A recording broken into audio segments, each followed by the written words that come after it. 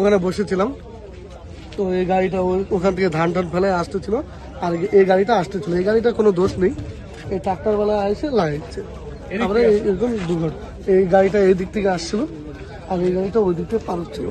তো কি মনে করছেন, যেখানে ট্রাফিক কোনো পুলিশ ব্যবস্থা থাকলে কি? হ্যাঁ, এখানে যদি পুলিশ ব্যবস্থা থাকতো তাহলে এরকম কিছু হতো না।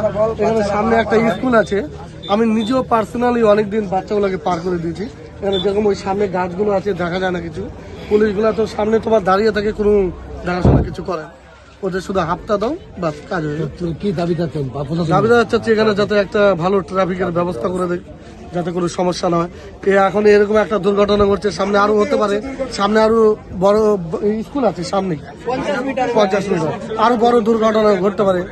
এখানে যেরকম একটা বড় দুর্ঘটনা ঘটছে, এর চেয়েও বড় হতে পারে। বললাম দাদা, গাড়িতে যেটা ছিল ফরচুনার গাড়িতে, কোনো কি কিছু আহত বা নিহত হয়েছে? হ্যাঁ, দু একজনের লেগেছে, বুকে লেগেছে। এমনি কিছু মানে সেরকম? না, সেরকম কিছু হয়নি। আপনার নাম? আমার নাম সৌরভ সরকার, বাড়ি এখানেই শিয়ালপুর সামনে।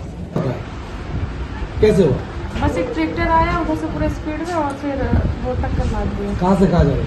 हम लोग अभी सिटी से आ रहे थे देवघर के लिए, रांची से आ रहे थे। घूमने के लिए? हाँ, कितने आदमी थे? हम लोग 7 लोग थे। आपके नाम? जूही।